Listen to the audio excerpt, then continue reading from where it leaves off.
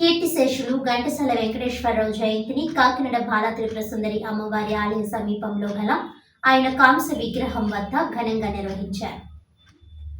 ఈ కార్యక్రమానికి Kakinada rural MLA పంతం నానాజీ, ఎమ్మెల్సీ కరిపద్మ శ్రీనారాయణరావు, మాజీ మంత్రి చిక్కాల రామచంద్రరావు ముఖ్య అతిథులుగా పాల్గొని ఘంటసాల కీర్తిని కొనియాడారు. నమో వెంకటేశ అనే పాట ఎప్పటికీ చిరస్థాయిగా ఉంటుందని, అలాగే ఆయన ప్రాంతాల గురించి వారి భావోద్వేగాలపై పాడిన పాటలు భావితరానికి కూడా ఆదర్శంగా నిలుస్తాయని అన్నారు.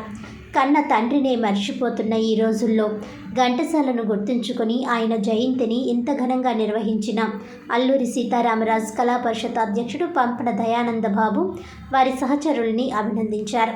ఈ కార్యక్రమంలో ఘంటసాల కోడలు కృష్ణకుమారి, వాసిరెడ్డి యేసుదాసు, కర్రి అచ్యుతరామిరెడ్డి, గ్రంథి రాస, బడుగు బాబీ, ఉంగరాల వెంకటేశ్వరరావు, జంక్షన్ బాబ్జీ, సిరంగు శ్రీను తదితరులు పాల్గొన్నారు.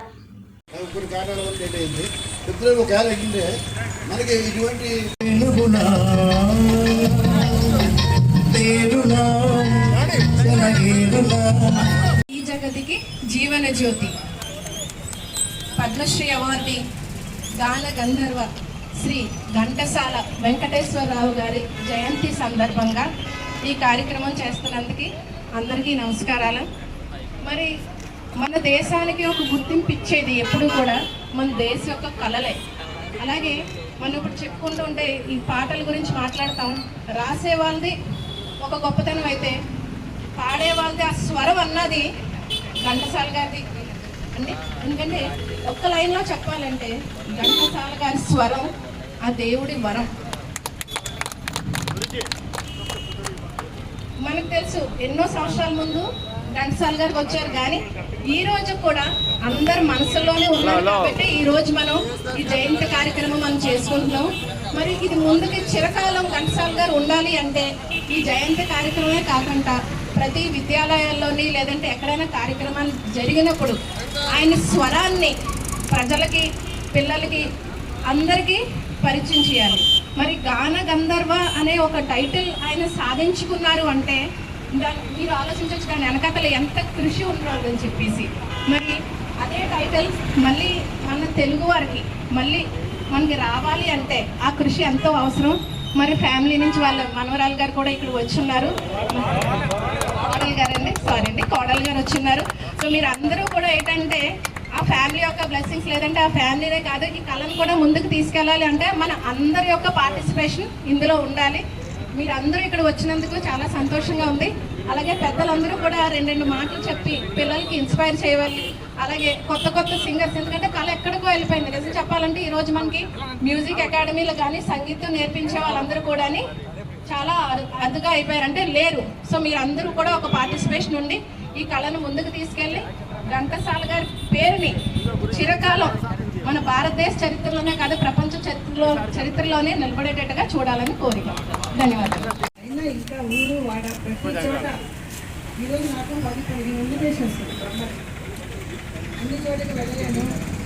మన బ్రహ్మశ్రీ చాగంటి కోటేశ్వర ప్రసంగం వినాలని ఈ ఊరు వచ్చాను. అలాగే దయానంద బాబు గారు కూడా వచ్చి మీరు ఇక్కడ రావాలమ్మా చూసుకొని జాగ్రత్త చేయాలని నాకంటే వచ్చాను. చాలా సంతోషంగా ఉంది.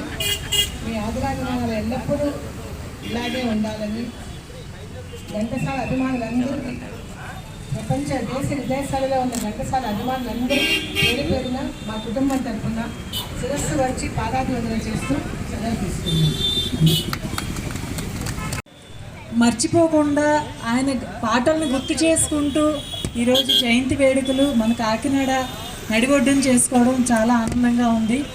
మరి ఇంత మంచి కార్యక్రమం ఏర్పాటు చేసిన దయానంద బాబు గారు అండ్ టీం అందరికీ కూడా హృదయపూర్వక నమస్కారాలు తెలియజేస్తున్నాను. అందరికీ నమస్కారం. ఈ రోజున అల్లూరి సీతారామరాజు గారి యొక్క కళావేదిక, స్మారక కళావేదిక యొక్క ఆధ్వర్యంలో ఈనాడు దయానంద బాబు గారు చాలా మంది ఉన్నారు. ఇక్కడ చెప్పుకుంటే రెడ్డి గారు అందరూ కూడా చాలామంది ఉన్నారు. అందరికీ కూడా ప్రతి ఒక్కరికి పేరు పేరున కూడా ఆ కమిటీ సభ్యులకు, ముఖ్యంగా ఇక్కడికి వచ్చేసిన ప్రతి ఒక్కరికి కూడా పేరు పేరున కూడా అదే రకంగా మరి ముఖ్యంగా ఏంటంటే మనకి మన ఘంటసాల గారి యొక్క కోడలు ఎవరైతే ఉన్న కృష్ణ కుమార్ గారు ఇవాళ దీంట్లో రావడం గొప్ప లేట్ మనకి అటువంటి అంటే లేట్ కట్టగిస్తాను గారిని అది పెద్ద గాయకుడు. మామూలుగా మన రాష్ట్రంలోనే కాదు ఇతర రాష్ట్రాల్లో కూడా మంచి గాయకుడు. అటువంటి గాయకుడు మనకి మర్చిపోతాం. అటువంటి గాయకుడికి మనం ఇచ్చినటువంటి జయంతి వర్ధంతి వేడుకలు చేసుకున్నది చాలా ముఖ్యం. ఇందులో ముఖ్యమైన పాత్ర వహించిన ఒక రామరాజు స్వామి వాళ్ళని ప్రత్యేకంగా అనిపిస్తున్నాను. అందులో ముఖ్యంగా మన దయానంద వారి పాత్ర ముఖ్యమైన పాత్ర. ఆయన ఎప్పుడు కూడా ఇటువంటి కార్యక్రమాలు చేపడతా ఉన్నారు. ఎందుకంటే ఒక మహనీయుడు మనకి. ఎందుకంటే ఎవరే ఎక్కడ ఉన్నారు, కృష్ణా జిల్లా ఏ జిల్లా కాదు కావాల్సింది. ఆంధ్ర రాష్ట్రంలో రెండుసార్లు గారి కంఠం ఆహ్లాదకరంగా ఉంటుంది. ఆయన కంఠం చాలా మధురమైంది. అటువంటి మధురమైన కంఠం, అటువంటి కంఠంలో పద్యాలు కానీ పాటలు కానీ ఎక్కడ తీసుకోకుండా చాలా చక్కగా ఉంటుంది. మన చిన్నప్పుడు మరి ఏడుగొండ వాడ వెంకటరమణ పాట చాలా పాపులర్ పాట, చాలా పాపులర్ గీతం పాట కాదు గీతం. అటువంటి మంచి గీతం. ఎందుకంటే ఏడుగొండల వాడ వెంకటరమణ గోవింద గోవింద ఎక్కడున్నారో ఏం చెప్పాను. అది ఎక్కడున్నారో ఆ మాట మా చంద్రంలో సినిమా థియేటర్లో పట్టుకొని సినిమా థియేటర్లో పట్టుకొని అటువంటి ఇప్పటికీ మర్చిపోవాలి. ఎందుకంటే ఎవరు కూడా ఏనాడు కూడా ఎన్ని సంవత్సరాలు అయినా సరే ఆయన చనిపోయి 52 ఏళ్ళు అయింది. 52 ఏళ్ళు కాదు, ఎన్ని ఏళ్ళు అయినా సరే ఈ భూమి అంతకాలం కూడా ఆయన మనం ఎప్పుడు స్మరించుకుంటూ ఉండాలని చెప్పేసి కోరుకుంటూ అటువంటి మంచి గాయకుడు ఎవరైతే ఉన్నారో ఈ సమాజంలో మనకి ఉన్నది ఏంటంటే సమాజంలో కొంతమంది మంచి కళాకారులు ఉంటారు. ఆ కళాకారులని మనం గౌరవించవలసిన అవసరం కూడా ఉంది. అటువంటి కళాకారులు చాలామంది చూస్తారు. రాజకీయ నాయకులు గౌరవిస్తారు, పెద్ద పెద్ద సేవా సంఘాలను గౌరవిస్తారు. అదే రకంగా మన కళాకారులు కూడా గౌరవించవలసిన అవసరం ఎంతో ఉంది. అందులో మనకి ప్రముఖ గాయకుడు మనకి ఇప్పటికీ అటువంటి దాన్ని సాటలేదు ఎవరు కూడా. అప్పటికి ఇప్పుడు కూడా ఎవరు కూడా సాటలేదు. మంత్రుల కంఠం చెప్పాలంటే మాధుర్యం. అటువంటి మంచి గాయకుడు, అటువంటి గాయకుడికి నాడు మనం వార్తలను ముఖ్యాంశాలు మరోసారి.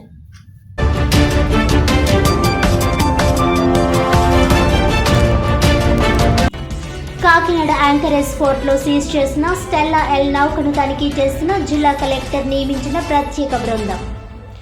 నౌకలో ఉన్న మొత్తం బియ్యాన్ని నిబంధన ప్రకారం తనిఖీ చేసి సమగ్ర నివేదిక సమర్పించనున్న 10 మంది అధికారుల బృందం.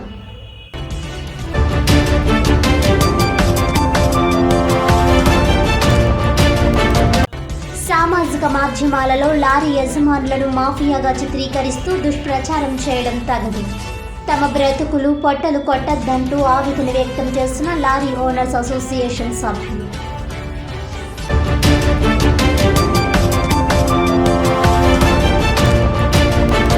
కాకినాడలో ఘనంగా అలనాటి ప్రముఖ సంగీత గాయకుడు ఘంటసాల వెంకటేశ్వరరావు జయంతి. ఘంటసాల కీర్తిని కొనియాడుతూ ఆయన విగ్రహానికి ఘనంగా నివాళులర్పించిన రూరల్ ఎమ్మెల్యే పంతం నానాజీ, ఎమ్మెల్సీ కర్రి పద్మశ్రీ, మాజీ మంత్రి చిక్కాల రామచంద్రరావు.